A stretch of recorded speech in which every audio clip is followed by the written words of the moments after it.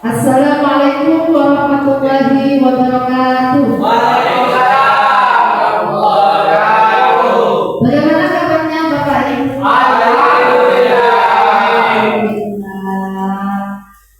Perkenalkan, saya calon JGP Angkatan 7 akan mengatakan tentang aksi nyata saya untuk 1.4, yaitu budaya positif. Sebelumnya, adalah kita panjatkan puja dan syukur kepada Allah Subhanahu wa Ta'ala karena sudah diberikan kesehatan, kesempatan sehingga kami bisa duduk bersama di forum ini. Mudah-mudahan barokah mendapatkan maunah hidayah dari Allah Subhanahu wa Ta'ala. Baik Bapak Ibu yang saya hormati, sebelum acara ini dimulai, hendaknya kita membaca basmalah terlebih dahulu. Bismillahirrahmanirrahim. Terima kasih. Yang terhormat Bapak Kepala Sekolah SD Negeri Kelapa II, yang terhormat juga rekan-rekan guru. Alhamdulillah kita di sini bisa berkumpul bersama untuk saling sharing dan memberikan beberapa apresiasi kepada sekolah kita, utamanya mengenai budaya positif. Acara selanjutnya kami mohon prakata dari Bapak Kepala Sekolah SD Negeri Kelapa II kepada Bapak Sulistyo Mengabulkan.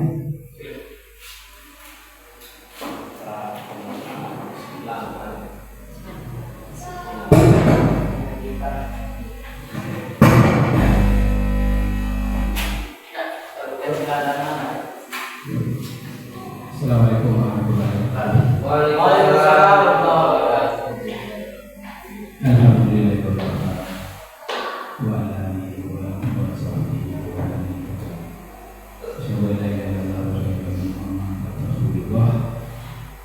Selamat datang kepada Dewan Guru SD Negeri 2 selaku dalam hal ini selaku peserta wisuda. Selaku webinar yang akan dilaksanakan oleh guru matematika Guru Yakin selaku pembimbing. Alhamdulillah, harapan kami dalam hal ini pada hari ini mengharapkan apa-apa yang agar ibu-ibu saya lewati sangat bermanfaat bagi kami demi kemajuan SD Kelapa II. Dan buat Bu Yudi saya semangatnya terus sehingga menjadi penggerak yang benar-benar berguna bagi rekan-rekan di SDN kami. Sekian sampaikan dari ini selaku kepala sekolah, kurang lebihnya mohon maaf. Wassalamualaikum warahmatullahi wabarakatuh. Waalaikumsalam warahmatullahi wabarakatuh. Terima kasih yang sudah disampaikan oleh Kepala Sekolah. Selanjutnya saya akan memaparkan tentang budaya positif yang merupakan tugas saya selaku CGP. Bapak Ibu, kita menginginkan sekolah kita nyaman, aman. Betulkah demikian Bapak Ibu?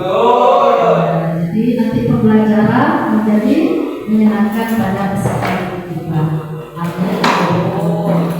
Nah, untuk menciptakan sekolah dan juga kelas yang aman, nyaman, dan juga terkendali, maka perlu kita terapkan yang namanya budaya positif. Nah, budaya positif. Kira-kira menurut Bapak budaya positif itu gambarannya seperti apa? Iya, kondusif. Budaya itu kan kebiasaan-kebiasaan yang baik, ya, supaya tercipta di lingkungan sekolah. Maka ada beberapa hal yang termasuk di dalamnya, di dalam budaya positif. Apa saja itu? yaitu perubahan paradigma belajar, disiplin positif, nilai-nilai kebajikan, motivasi perilaku manusia, kebutuhan dasar manusia, posisi kontrol restitusi, keyakinan kelas, dan juga segitiga restitusi. Menurut saya Bapak Ibu guru ini sudah mengenal beberapa komponen nilai budaya positif ini ya, sudah bisa punya gambaran ya Bapak Ibu seperti apa nanti konsep-konsepnya, kemudian bagaimana kita menerapkan. Jadi di situ ada beberapa hal, salah satunya yaitu perubahan paradigma belajar. Apa itu yang dimaksud dengan paradigma perubahan belajar? Paradigma baru dalam belajar adalah komunikasi bahwa pembelajaran belajar berdasarkan prinsip pembelajaran berdiferensiasi sehingga boleh dapat belajar sesuai kebutuhannya untuk mewujudkan profil pelajaran. Bisa dipahami Bapak Ibu? Artinya begini, mohon maaf sebelumnya yang kita terapkan biasanya kan hanya metode ceramah gitu ya Bapak. Kemudian hanya penugasan yang melalui buku, ayolah dikerjakan. Nah itu menurut kami itu adalah paradigma lama. Nah, bagaimana nantinya kita sebagai guru bisa memenuhi kebutuhan muridnya Bapak? Dengan cara berdiferensiasi. Misalkan ada yang suka menggambar, biar hal dengan sendirinya dan juga inovatif. Bukan hanya murid, tapi guru yang terlebih dahulu harus inovatif menggunakan pembelajaran yang menyenangkan. Jadi anak-anak itu tidak bosan Bapak Ibu ya mengajar. Kalau hanya monoton drama saja kan anak-anak mengalami kebosanan. Terus kemudian mereka harus memiliki sifat gotong royong. Nah, gotong royong dalam pembelajaran, dalam menjalankan tugas atau dalam melaksanakan tugas-tugas yang semestinya. Kemudian juga bernalar kritis. Nah, jadi anak-anak itu jangan nyalakanku, dia mendengarkan dulu saja, tetapi kita perlu menggerakkan, memberikan motivasi kepada mereka supaya mereka juga bisa aktif. Ya, begitu Bapak Ibu. Nah, selanjutnya yang termasuk budaya positif selanjutnya yaitu nilai-nilai kebajikan. Nah, sudah pasti di situ ada nilai-nilai kebajikan. Bapak, kalau kebajikan otomatis orientasinya hal-hal yang baik ya, yang baik. Nah, mengacu lagi kepada profil pelajar Pancasila, tentunya mengharapkan anak-anak kita itu beriman dan bertakwa kepada Tuhan Yang Maha Esa dan juga berakhlak mulia. Kemudian berbudaya global, gotong royong, mandiri, kreatif, dan bernalar kritis seperti yang sudah saya jelaskan sebelumnya. Kemudian ini menurut Primayers program atau PYB, nilai-nilai kebajikan itu tentunya kita sepakati bersama Bapak. Kita mengharapkan demikian ya, anak didik kita mengharapkan untuk berperilaku yang baik, baik itu dalam keseharian maupun dalam hidup mandiri ataupun dalam berkelompok atau bermasyarakat.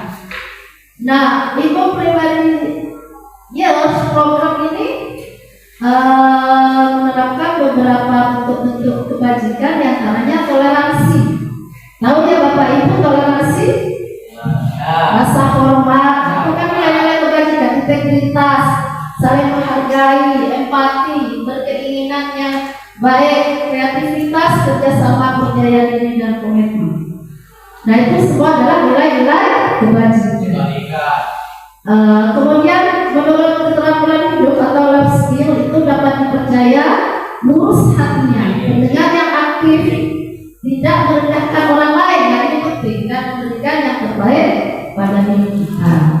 Itu salah contoh beberapa nilai. Selanjutnya mengenai kebutuhan dasar manusia, sudah tentu Bapak kita pahami ya bahwa kita membutuhkan makan, nah seperti sekarang membutuhkan minum, membutuhkan apa lagi Bapak, kesenangan, membutuhkan apa kita itu rasa aman gitu ya. Jadi di antara dulu ada dukungan, tidak saling gesek kita berkolaborasi dengan baik antara satu dengan yang lainnya. Jadi kebutuhan dasar manusia itu adalah segala sesuatu yang kita lakukan untuk mendapatkan apa yang kita harapkan. Begitu ya Bapak Ibu ya. Tujuannya apa? Agar kebutuhan dasar itu terpenuhi dengan baik. Coba bayangkan, jangankan murid berangkat ke sekolah dalam keadaan lapar karena tidak makan di rumahnya bisa lapar. Apa yang terjadi? Iya, dia akan mengganggu temannya, ngalah, meminta temannya dengan secara paksa misalnya. Begitu juga seorang guru ketika lapar, ketika haus, ketika merasa tidak aman, maka akan membuat kesalahan Bapak ya. Entah itu telepon, tidak menyapa dengan teman yang lain begitu. Jadi kebutuhan dasar manusia harus terpenuhi ya Bapak Ibu ya. Penjelasannya seperti ini. Apa saja yang lima itu? Yang pertama bertahan hidup, sudah tentu Bapak Ibu ya. Harapannya kita bisa melangsungkan kehidupan kita. Seperti makanan, sudah jelas tadi. Pakaian, tempat tinggal, keamanan dan kesehatan. Nah itu kebutuhan dasar Bapak ya, kebutuhan dasar manusia. Kemudian ingin dikasih, ingin disayang dan ingin diterima. Jadi kita membutuhkan sesuatu yang dapat membuat kita senang, diperdulikan, diterima dalam suatu kelompok. Nah seperti ini saya senang sekali bisa memenuhi harapan saya. Terima kasih banyak. Mudah-mudahan barokah Bapak Ibu diberikan umur panjang. Amin. Terima kasih. Jadi ini disayang, ini diterima di suatu kelompok seperti ini. Nah kemudian yang ketiga kebebasan Bapak. Kita manusia ingin mandiri, ingin bebas ya Bapak, ingin mencoba hal-hal yang baru, tidak ada tekanan-tekanan, tidak ada paksaan-paksaan, dan kita punya pilihan. Saya menikah seperti ini, jadi kita bebas, punya kebebasan. Kemudian yang keempat kebutuhan dasar manusia penguasaan. Penguasaan artinya kita berkuasa, kita punya harga diri, keinginan dihargai, ingin berprestasi. Ya betul Bapak Ibu? Betul, kita ingin berprestasi, kita ini lebih dari yang lain atau dari sebelumnya. Dan juga ingin diakui. Nah, juga ingin didengar. Setiap manusia itu ingin didengar, dihargai. Nah, di situ pentingnya untuk memahami, mengetahui memang kebutuhan dasar manusia. Dan yang terakhir kesenangan. Kita menginginkan ke sini mengajar anak bukan karena tekanan, paksaan, tapi kita ingin melakukan kewajiban, pelaksanaan kewajiban, tapi dengan senang itu Bapak ya. Ingin senangan, ingin hiburan, ingin bercanda, ingin tertawa, seperti itu ya Ibu, Bapak. Betul. Nah, kebutuhan dasar manusia. Selanjutnya, motivasi perilaku manusia. Di sini ada motivasi intrinsik dan ekstrinsik. Kalau ini berarti dari dalam diri kita ya Bapak Ibu ya. Kalau ekstrinsik berarti yang mana yang termasuk dari dalam diri kita? Kira-kira yang motivasi intrinsik itu mungkin yang pernah ya Bapak. Jadi untuk menjadi orang penguasa artinya kita berkuasa, kita punya harga diri, keinginan dihargai, ingin berprestasi. Ya betul Bapak Ibu? Betul, kita ingin berprestasi, kita ini lebih dari yang lain atau dari sebelumnya. Dan juga ingin diakui. Nah, juga ingin didengar. Setiap manusia itu ingin didengar, dihargai. Nah, di situ pentingnya untuk memahami, mengetahui memang kebutuhan dasar manusia. Dan yang terakhir kesenangan. Kita menginginkan ke sini mengajar anak bukan karena tekanan, paksaan, tapi kita ingin melakukan kewajiban, pelaksanaan kewajiban, tapi dengan senang itu Bapak ya. Ingin senangan, ingin hiburan, ingin bercanda, ingin tertawa, seperti itu ya Ibu, Bapak. Betul. Nah, kebutuhan dasar manusia. Selanjutnya, motivasi perilaku manusia. Di sini ada motivasi intrinsik dan ekstrinsik. Kalau ini berarti dari dalam Ibu ya. Kalau ekspresi berarti yang mana yang termasuk dari dalam diri kita? Kira-kira yang motivasi intrinsik itu mungkin yang pernah ya Bapak. Jadi untuk menjadi orang yang mereka inginkan dan menghargai diri sendiri dengan nilai yang mereka percayai dengan diri sendiri, berarti kan unsurnya dari dalam, ya, unsurnya dari dalam. Tapi kalau dari luar diri kita, seperti untuk menghindari ketidaknyamanan atau hukuman, begitu pula bagi murid ya.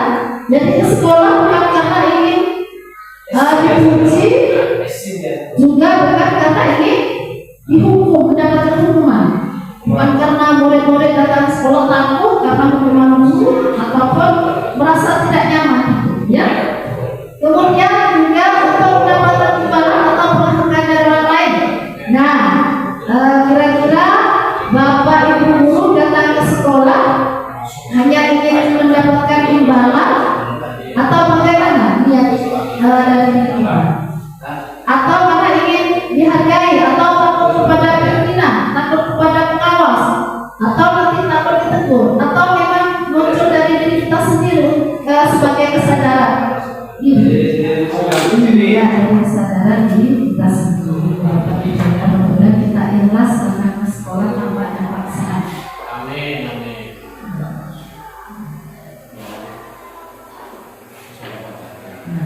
Motivasi perilaku manusia itu bermacam-macam ya Bapak Ibu.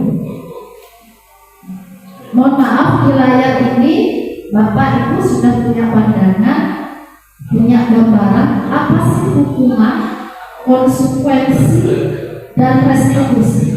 Sudah bisa membedakan kira-kira biar kita bisa menerapkan kepada anak didik kita.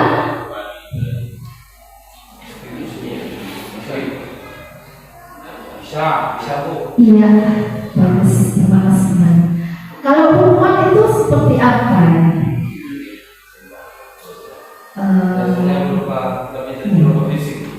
Iya, lebih ke fisik mungkin. Perlakuan terhadap fisik anak. Begini Bapak Ibu, ketika anak melakukan kesalahan, kadang dengan tidak sadar kita melakukan hukuman. Misalkan suatu contoh, anak melanggar peraturan, kadang kita langsung marah, bahkan secara fisik, maaf ada apa lah, mencuri lah. Seperti itu kalau kita lakukan kepada murid, maka yang terjadi dan bahkan mungkin suatu saat dia sudah dewasa akan membekas dalam dirinya.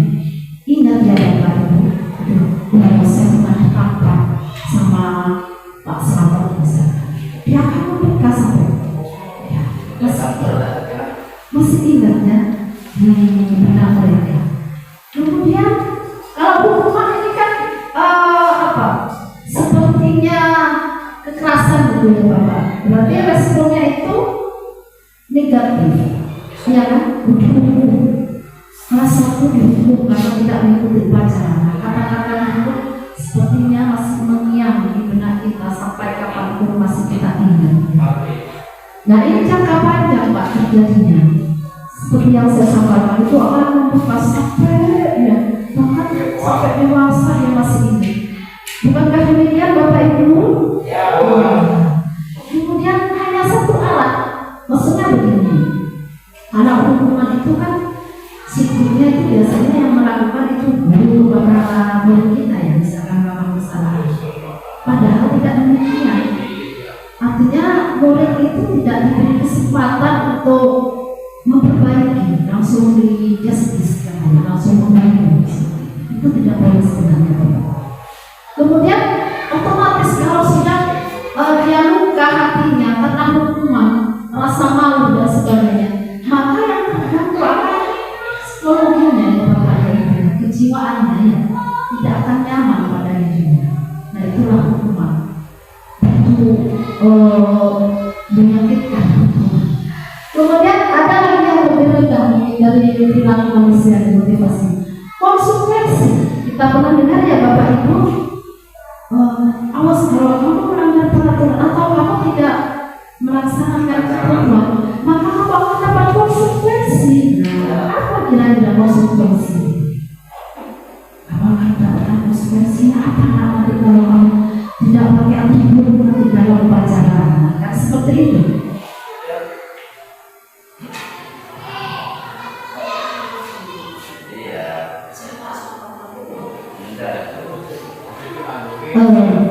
Nah, ciri-cirinya biasanya kalau konsekuensi ini direncanakan Bapak Ibu, artinya seperti ini. Misalkan kita membuat kesepakatan kelas, nah itu akan melibatkan murid. Jadi bukan satu arah lagi, bukan hanya guru yang menentukan.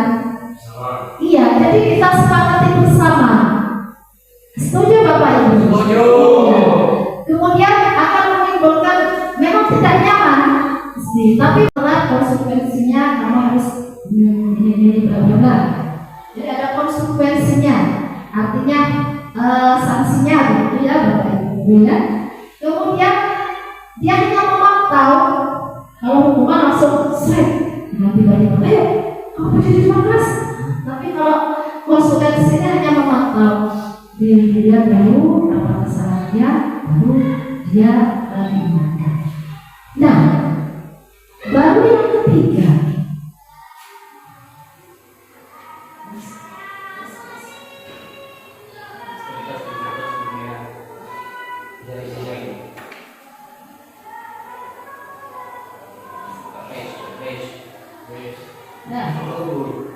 yang ketiga kita restitusi. Nah, restitusi ini Pak, sejatinya adalah menciptakan murid-murid itu tidak karena rasa takut Bapak. Misalkan berbuat kesalahan ya, bukan karena takut hukuman atau apa. Ini adalah cara penerapan yang paling akurat, yang paling baik, yang harus kita terapkan kepada anak didik kita, baik di dalam kelas ataupun di lingkungan sekolah. Apa itu restitusi? Proses menciptakan kondisi bagi murid untuk memperbaiki kesalahan. Bisa dipahami ya Bapak Ibu? Artinya begini, kita tidak menjustis, kita tidak marah, kita tidak beri hukuman. Tetapi ketika anak didik kita berbuat salah, maka dia akan memperbaiki kesalahannya dengan cara apa? Dengan cara ada nanti selanjutnya restitusi namanya Bapak ya, restitusi. Jadi untuk memperbaiki kesalahan. Jadi anak-anak itu akan memperbaiki kesalahan. Kemudian yang kedua, proses kolaboratif yang mengajarkan mencari solusi sendiri. Coba Bapak bayangkan ketika kita memberikan hukuman langsung, ayo kamu berdiri di depan kelas, berarti tidak beri kesempatan kepada anak untuk menjelaskan bapaknya apa kesalahannya, itu kan? Iya kan? Dia tidak diberi peluang untuk membela diri atau mencari solusi sendiri. Tetapi kalau restitusi itu, anak-anak itu setelah berbuat kesalahan dia akan mencari solusi, mencari jalan keluarnya supaya mereka itu bisa memperbaiki kesalahan. Hebatnya Bapak Ibu guru ya, berarti kita punya restitusi ya. Nah, semoga bukan hanya wacana, bukan hanya materi, tapi kita bisa mengaplikasikan kepada anak didik kita. Selanjutnya, apa saja yang termasuk budaya positif? Yang selanjutnya itu 5 posisi kontrol untuk guru. Kembali lagi kepada pembahasan yang semula. Situ ada pembunuhan, Pak. Ada perempuan merasa bersalah. Kemudian sebagai teman, sebagai pemantau, dan juga manajer. Beda ya Bapak-bapak ya? Beda sekali. Iya. Bagaimana penerapannya itu?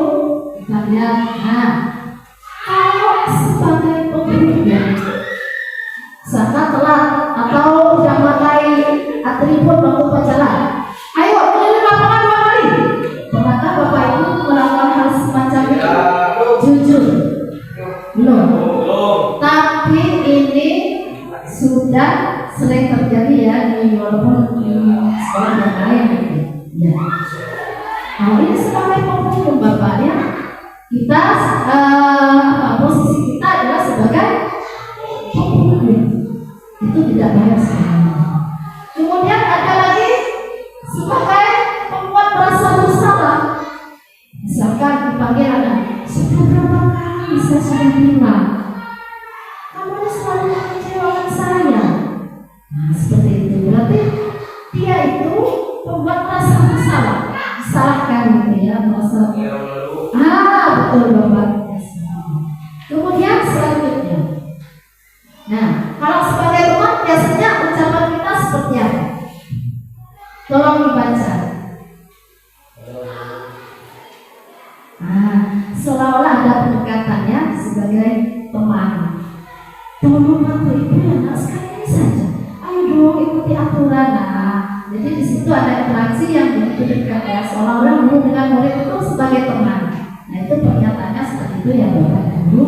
Kemudian kalau sebagai pemantau, sebagai pemantau cuma mantau saja. Kamu ini sudah melanggar peraturan sekolah. Nanti apa konsekuensinya? Nah, itu kan ya Pak ya. Apa sanksinya kalau kamu seperti itu? Itu posisi guru sebagai pemantau. Tapi yang paling efektif Bapak Ibu, kita lihat yang terakhir apa itu kira-kira ya? Sebagai manajer sudah tahu ya, dalam suatu perusahaan ada manajer ya, atau suatu organisasi instansi ada manajer. Apa tugasnya manajer itu Bapak Ibu? Iya. Pernyataannya seperti ini. Apakah kamu tahu kesalahanmu? Nah, iya kan? Sebagai manajer kan seperti itu. Kamu tahu tidak kesalahannya apa? Kemudian, dapatkah kamu memperbaikinya? Bagaimana nanti kamu bisa memperbaiki? Jadi, anak itu diberi kesempatan untuk menjawab, memperbaiki kesalahannya. Bisa diterima ya Bapak ya? Bisa.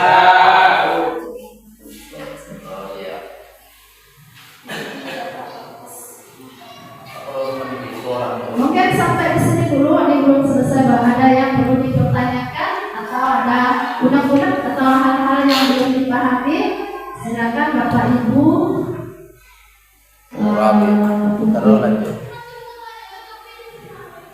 boleh sharing atau bisa umpan balik mungkin. Silakan Bapak Ibu dari paparan yang pertama sampai di sini sebelum saya lanjutkan. Mungkin ada dalam benak kita yang disampaikan, monggo silakan. Tentang budaya musik. Sebuah itu perlu kita katakan bahwa kita sebagai guru itu juga harus memahami karakteristik siswa yang berbeda. Artinya bagaimana kita harus memahami satu persatu, karena setiap siswa itu mempunyai karakter yang berbeda. Ada yang nakal, ada yang sabar, ada yang bermacam-macam, sehingga ketika kita memahami karakternya masing-masing, kita mampu menerapkan tahapan-tahapan diskusi ini dengan baik seperti itu. Itu saja dari saya. Assalamualaikum warahmatullahi wabarakatuh. Waalaikumsalam warahmatullahi wabarakatuh. Terima kasih, kita berikan apresiasi yang luar biasa kepada Bapak Hafiz dan juga Bapak Adiaskan ya. Ya, jawabannya sama ya Bapak ya. Pada dasarnya kita itu memberikan sanksi kepada adik kita dengan tujuan supaya dia memperbaiki kesalahan. Cuma mungkin strategi kita yang berbeda ya Bapak Ibu ya. Betul tadi yang disampaikan sesuai karakteristik atau ciri-ciri yang dimiliki oleh anak. Sejatinya kita tetap menggunakan restitusi tadi, ada restitusi ya Bapak Ibu. Bahwa aturan yang kita buat, yang kita ciptakan di sekolah itu sebenarnya tetap harus ada. Kenapa? Karena kalau tidak ada aturan, apalah nanti jadinya sekolah fakultas itu. Bisa disetujui ya Bapak Ibu ya. Tinggal bagaimana strategi kita menerapkan aturan-aturan itu. Sebenarnya kita sudah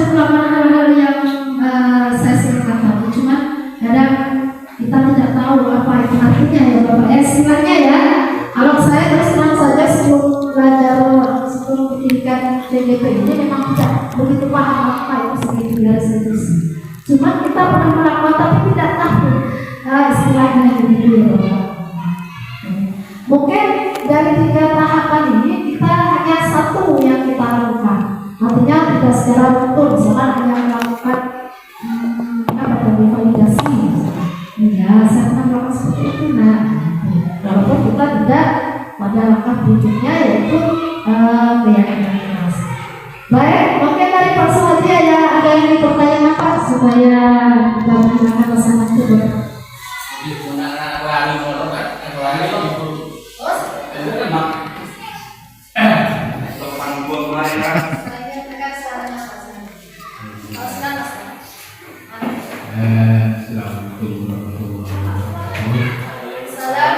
Ini pertanyaan saya terkait dengan menstabilkan identitas. Berbuat salah tidak apa-apa. Saya juga pernah membuat kesalahan seperti itu. Menurut saya sebaiknya guru itu jangan memberi pernyataan saya juga pernah membuat kesalahan seperti itu. Karena sangat rentan terutama kelas 1 ataupun kelas 2.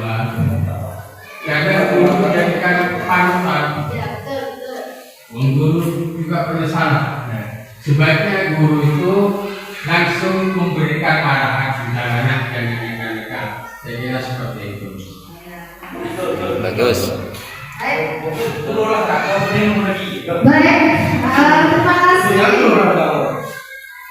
Sudah memberikan beberapa balik. Baik, saya akan menanggapi Bapak. Ya, betul sekali sebenarnya yang disampaikan oleh Bapak Suhadi. Kita sebagai guru kan harus jadi role model, ya.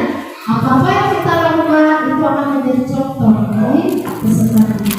Apalagi dalam ucapan. Jadi katanya Pak Suhadi, kita tidak boleh menyatakan seperti saya juga pernah berbuat salah. Artinya begini Pak, kalau saya meluruskan pernyataan itu ya Bapak, yang dimaksud dengan Pak Suhadi bahwa kita itu telah memberikan contoh yang baik sebenarnya ya. Dengan kata saya juga pernah membuat kesalahan seperti itu. Artinya itu menumbuhkan kepada anak supaya bahwa dia juga tidak diberikan sanksi begitu Pak ya. Cuma bahasanya mungkin yang menurut Pak Suhadi pasti itu ya. Iya. Lanjutkan itu. Tidak apa-apa sebenarnya, tapi saya pernah memperbaiki seperti itu ya. Bisa dipahami Bapak. Artinya apa? Anak itu biar tidak merasa dia menjadi bumerang bagi dirinya. Tapi dalam sikap keseharian kita harus menjadi panutan seperti yang Bapak sampaikan. Baik, terima kasih. Mungkin dari Bapak Assalamualaikum warahmatullahi wabarakatuh. Waalaikumsalam. Saya menanyakan apakah semua kesalahan siswa itu harus dihukum atau dinasihati? Itu kesalahan yang berat ataupun yang ringan? Terima kasih. Terima kasih Pak Rizal atas pertanyaannya. Apakah semua perbuatan yang salah itu harus mendapatkan hukuman? Nah, kita lihat dari jenis kesalahan yang kita buat. Kalau misalkan sudah tinggi mengacu kepada hal yang melukai fisik, Pak, yang kekerasan misalkan, kita tidak hanya dengan menggunakan restitusi tadi betul sekali, tapi kita juga harus melakukan tindakan yang memang nanti sesuai dengan kebutuhan anak-anak kita. Misalkan dia melakukan kekerasan kepada bapaknya, otomatis tidak ada mesti dia ekstra juga. Nah, di sini kalau kita kembangkan kepada anak, tapi insya Allah kalau untuk jenjang SD, jauh kalian masih lagi. Jadi kita harus memang benar-benar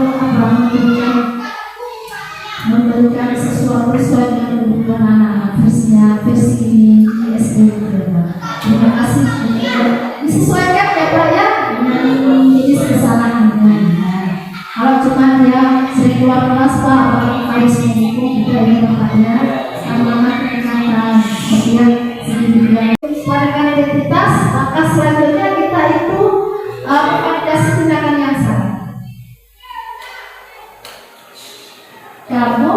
pasti punya alasan melakukan hal itu. Bisa dipahami ya Bapak? Setelah kita menstabilitaskan identitas, nah berbuat salah itu tidak apa-apa ya. Saya juga pernah waktu saya masih sekolah. Setelah itu baru langkah selanjutnya kita berikan kesempatan kepada murid untuk memperbaiki. Misalkan kamu pasti punya alasan ya. Kenapa kamu itu tak langsung kita tidak serta-merta menyatakan kamu itu salah, kenapa kamu melakukan hal itu, kamu itu salah ya. Jadi kita harus tahu alasan kenapa dia melakukan hal itu. Seperti misalkan dia datang terlambat, kamu datang terlambat ya nak, tidak apa-apa. Saya juga pernah melakukan seperti ini. Kemudian kenapa kamu datang terlambat? Jadi memberikan kesempatan kepada murid untuk memperbaiki kesalahan. Jadi tidak kita marah-marah begitu tanpa alasan ya. Terus apa yang ketiga menanyakan keyakinan. Nah, kita tadi sudah membuat sebuah keyakinan atau keyakinan kelas ya yang kita buat bersama tadi antara guru dan murid. Apalagi pas dipajang di depan. Kemudian kita tanyakan keyakinannya. Nah, keyakinan kelas apa yang kita buat? Nah, sana biasanya anak-anak membaca. Ya Bu, tidak boleh datang terlambat ke sekolah atau datang ke sekolah harus tepat waktu. Nah, jadi anak-anakku akan dengan sendirinya memahami seperti itu ya Bapak Ibu. Dari sekian apa? 1 menit. Ya, sekarang saya memberikan kembali kepada Bapak Ibu guru pengalaman kelas atau hal-hal yang ingin disampaikan, bisa baik dari paradigma mengajar belajar tadi, kemudian juga nilai-nilai kebajikan, kemudian disiplin positif, ada juga restitusi, 3 restitusi kebutuhan dasar manusia, mungkin bisa memberikan umpan balik atau nanti bisa memberikan apresiasi atau menghargai. Silakan mulai dari Bapak Selamat dari hal yang sudah selesai.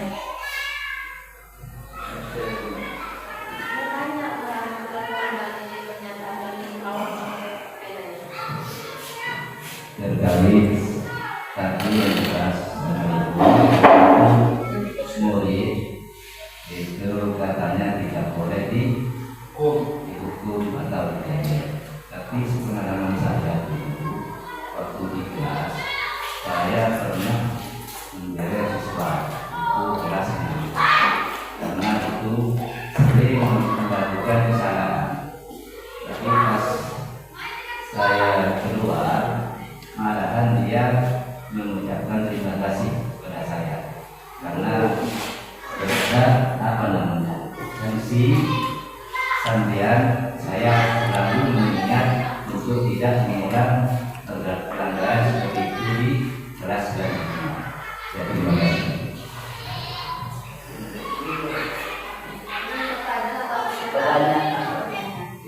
Baik, pertanyaan Bapak Selamat luar biasa. Mungkin di antara Bapak Ibu ada yang mau jawab pertanyaan dari Bapak Selamat sebelum saya menyampaikan, silakan. Mas Wadi.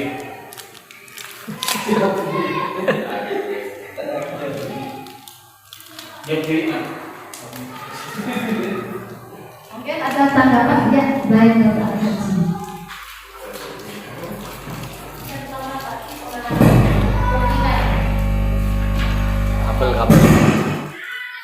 Assalamualaikum warahmatullahi wabarakatuh. Kita akan konstitusi yang baru saja dibicarakan oleh Pak Selamat dengan pendekatan kepada manusia itu merupakan tindak lanjut agar murid bisa memahami dengan apa yang telah dilakukan agar tidak bisa berulang lagi. Tetapi di sini dalam tahapan restitusi ini tidak semua individu murid itu sama. Ada yang perawatannya itu mentalnya ada yang memang sifat tersinggung atau pemarah atau yang ada di tengah-tengah begitu. Mungkin yang dilakukan oleh Pak Selamat barusan itu murid langsung bisa memahami dan berterima kasih itu murid yang kita memahami. Nah, untuk selanjutnya bagi murid yang memang bergrafik mental sangar atau tidak kasar, itu bagaimana cara menanggapinya? Nah, ini saya minta untuk dijelaskan. Kalau misalnya diberi pemberitahuan dalam restitusi tersebut, itu tetap diulang-ulang seperti sebelumnya. Nah, sebelumnya mohon maaf. Assalamualaikum warahmatullahi wabarakatuh. Ya, terima kasih. Mungkin ada tanggapan yang lain dari Bapak Ibu terkait dengan pertanyaan dari Bapak Selamat untuk menanggapi. Ada Bapak atas? Ya.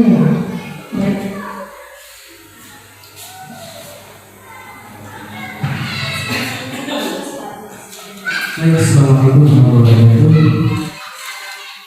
Menjadi pertanyaan dari Pak Selamat agar bagaimana siswa itu tidak kembali melakukan kesalahan yang sama, karena seorang yang melakukan kesalahan yang sama itu akan merugi.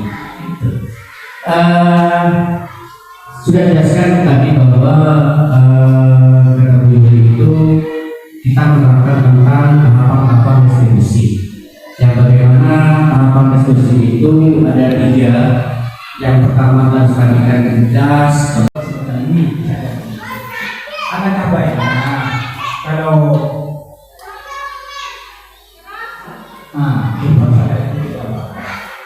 sebagai intinya dari menstabilkan itu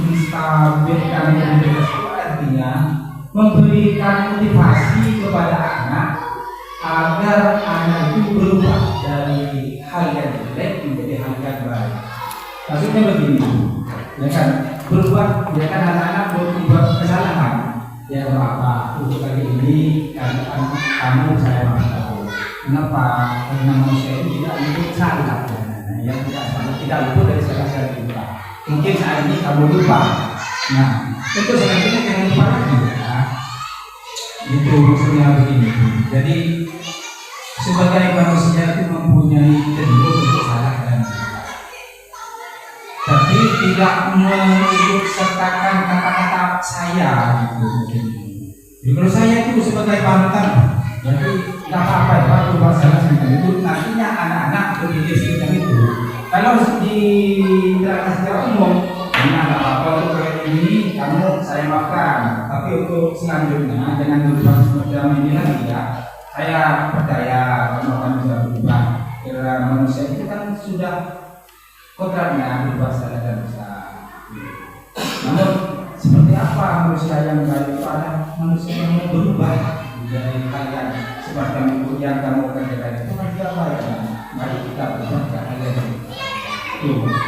Maksudnya begini, sebagai motivasi menstabilkan diri itu merupakan motivasi anak-anak untuk berubah dari hal yang suka berbuat tidak baik ke hal-hal yang lebih baik.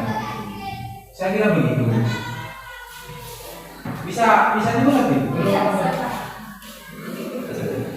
Luar biasa sekali Bapak. Terima kasih banyak atas masukan dan juga pertanyaannya tadi. Ya Bapak, saya setuju dan sependapat dengan apa yang disampaikan oleh Bapak Kepala Sekolah dan juga Pak Sekolah tadi. Sepertinya menurut saya pernyataan ini memang tidak perlu disampaikan Bapak. Nah karena ini sudah dari sistem, iya ini karena ini sudah dari apa ya, sebenarnya data yang paling dari ya acuan. Jadi saya tidak mau tidak bisa bertanya gitu ya, tapi kita tidak bisa memahami gitu ya. Yang dimaksud ini artinya tidak mengacu kepada hal yang negatif gitu ya. Jadi mohon maaf atas kesalahan saya. Salah dan pendapatnya kurang.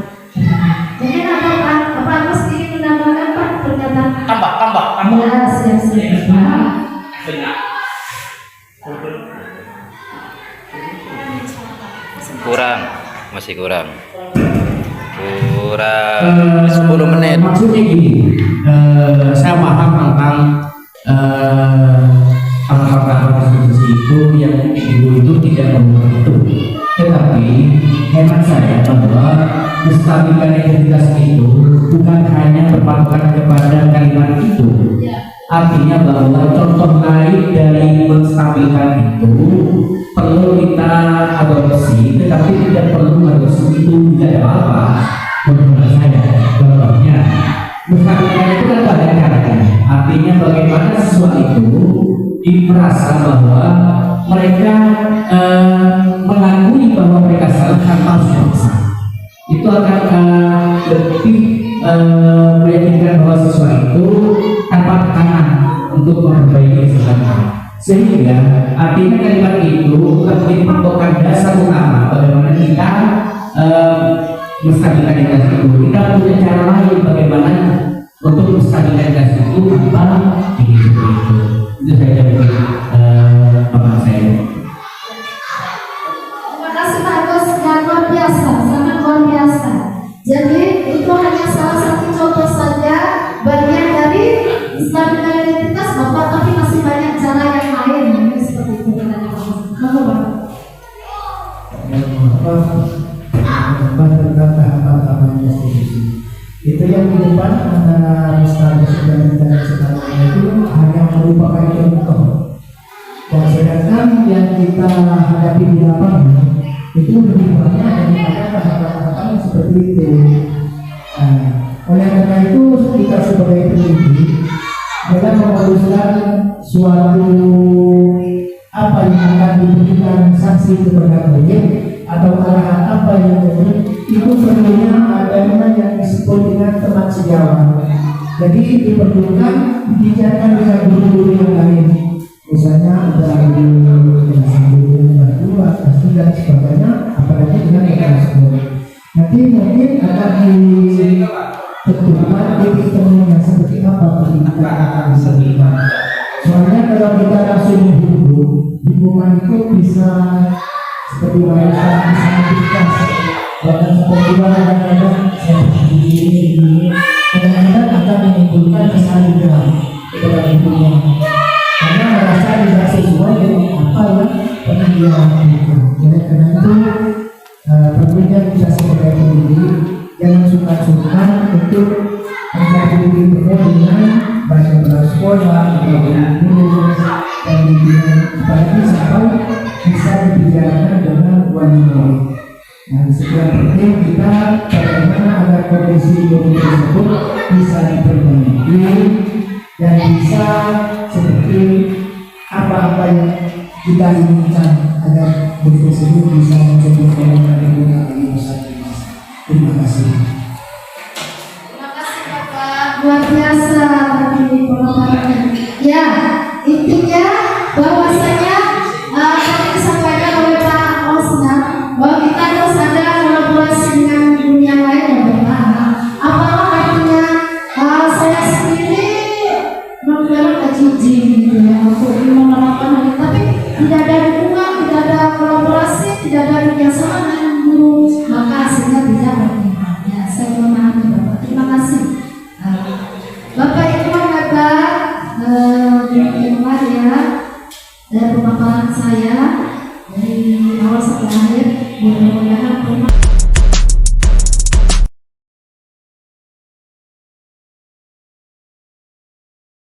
Assalamualaikum warahmatullahi wabarakatuh.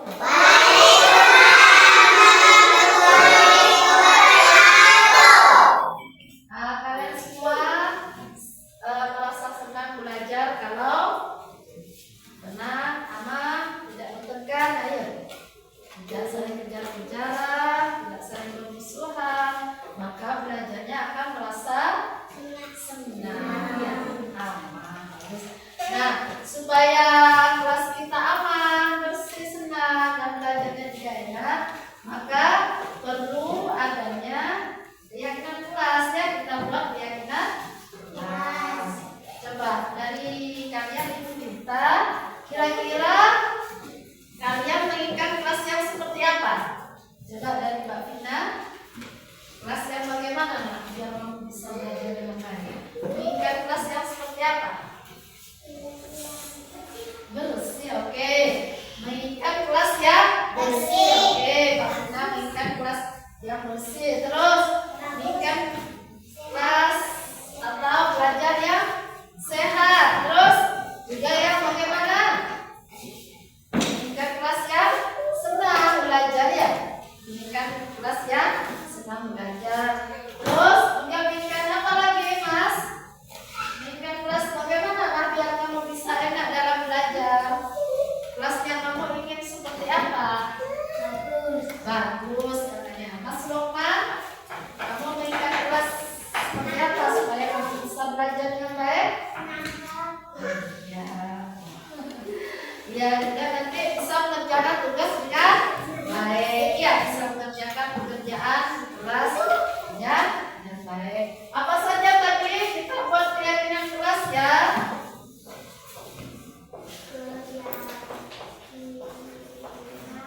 Oke, kita baca bersama-sama apa bacanya ini nak?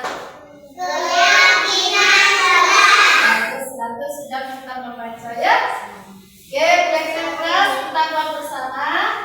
Apabila kamu melakukan kesalahan, maka harus mengingat bahwa keyakinan yang kita buat adalah untuk kepentingan bersama. Tadi apa? Ingin belajar yang senang ya. Ingin belajar yang senang tentunya kalian harapkan semuanya ya. Ya, mengharapkan sesuatu yang senang. Oke. Oke. Kita perlu belajar, kita perlu senang ya. Saling menghormati. Ya. Kita membutuhkan kelas yang kelas yang bersih.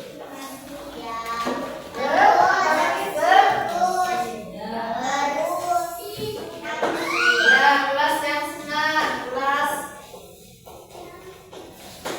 yang senang juga. Jadi ketika kita mengerjakan pekerjaan juga akan senang. Lihat lagi.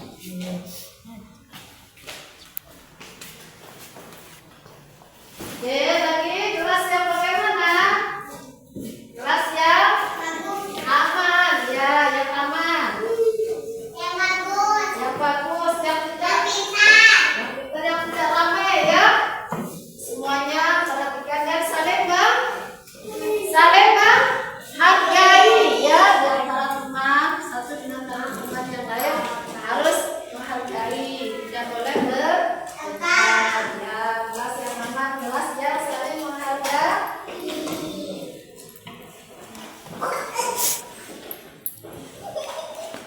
Saling menghargai ya.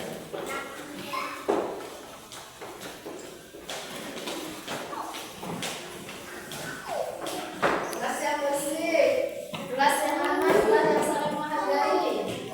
Apalagi kelas yang bagus ya. Kelas yang bagus, kelas yang sejuk, kelas yang bisa kita belajar dengan. Ada lagi kelas yang seperti apa yang kita harapkan? Kelas yang